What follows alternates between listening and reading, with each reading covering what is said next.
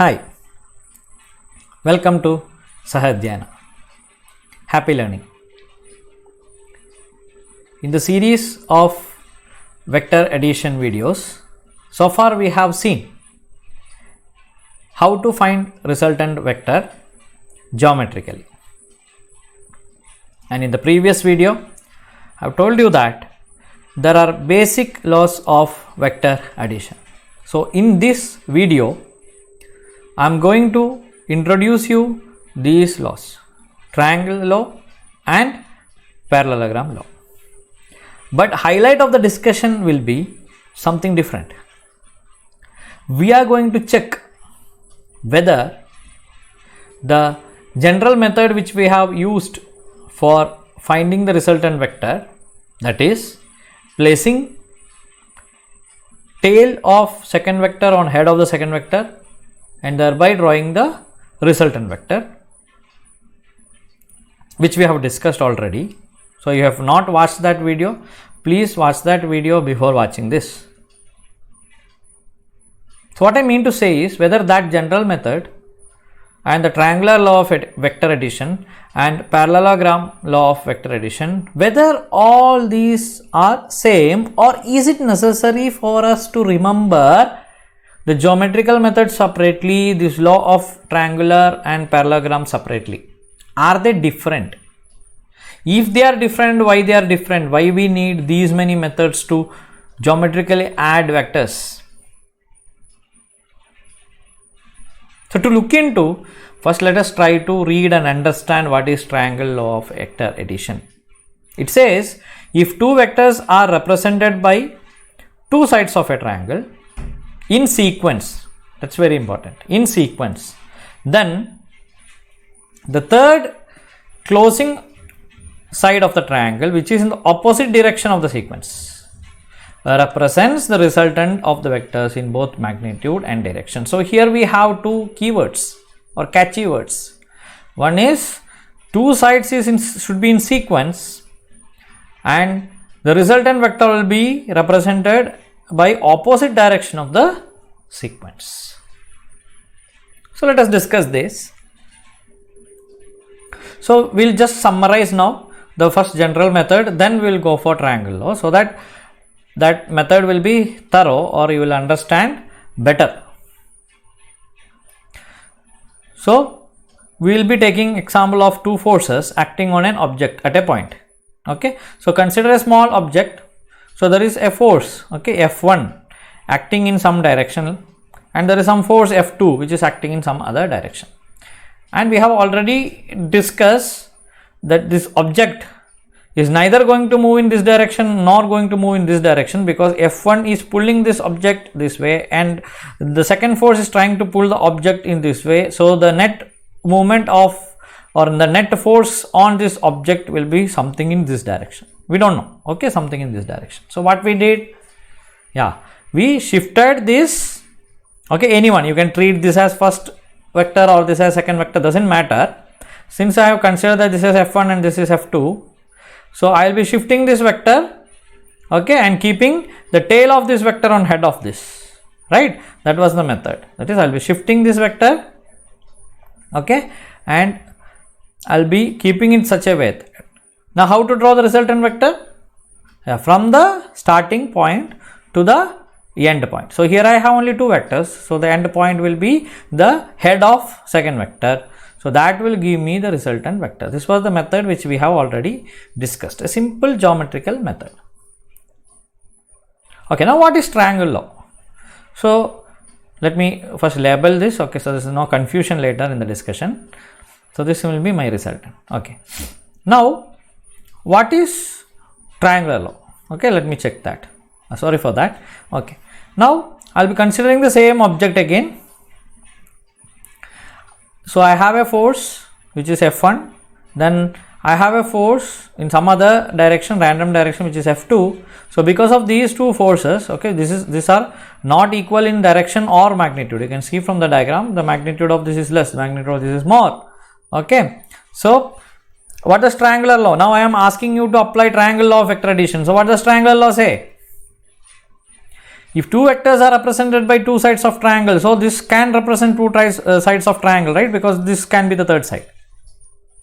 But it should be in sequence. What do you mean by that? So if you start at this point is the object, so this is my reference point. So from here, if I start, okay, traveling, then I have this vector, and the next vector should be in the same direction in the sequence. Here it is not. If I start from here, it end here.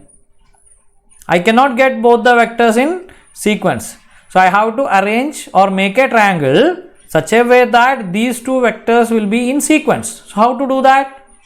Similar to this, right? Here you see, I have replaced F2, means I have parallelly shifted F2 from here to here. Now see, this is in sequence, agree? So F1, I can travel like this in F1 in this direction, and from there F2 in this direction. So these two vectors are arranged in sequence. So same arrangement I have to do to follow the triangular law. So I'm going to do that. So okay, so this I'll keep it for my reference later. Now I'm shifting this vector. So I shift it here. Okay, now this is my F2. Now this is my F2. Right, so what I did, I just shifted it here so that it agrees this. What should it agree? It should form two sides of triangle in sequence. So this is my first force vector. Now the second force vector is in sequence. So this, if I start from here, I reach the end of the last vector. So here the second vector. Okay, now what is the third side or closing side? The third side or closing side of the triangle should be in the opposite direction of sequence. Now what does it mean? Now see, I started from this point, so I am going like this, tracing like this, and if I draw another vector like this to close the third side of the triangle, this will be in the same sequence. Getting? So I start from here, okay, the first, okay, this is the first vector, this is second, so it's in the same flow, and if I draw the resultant vector like this, then it will be in the same sequence. It will form a triangle, obviously, of course, but I need the opposite direction of sequence, third closing side. That means what? I should draw the third closing side of triangle, in the sense I have to form a triangle from these two vectors by drawing a third vector which is in opposite sequence, that is from this object to this. Very clear?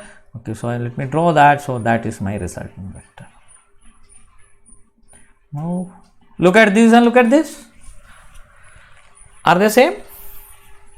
Yes, they are same. So we have a generic method of geometry to find the resultant vector. Now we have triangular law of vector addition to find the resultant vector. Both looks similar. Methods are same. Only thing is we have to follow some keywords in the triangular law. That keywords are basically based on this method. Okay. Now we have parallelogram law of vector addition, which says if two vectors acting simultaneously at a point can be represented both in magnitude and direction by the adjacent sides of a parallelogram drawn from a point, then the resultant vector is represented both in magnitude and direction by the diagonal of the parallelogram passing through that point. When I read this sentence, it looks very complicated. So let me explain it in a very simple way.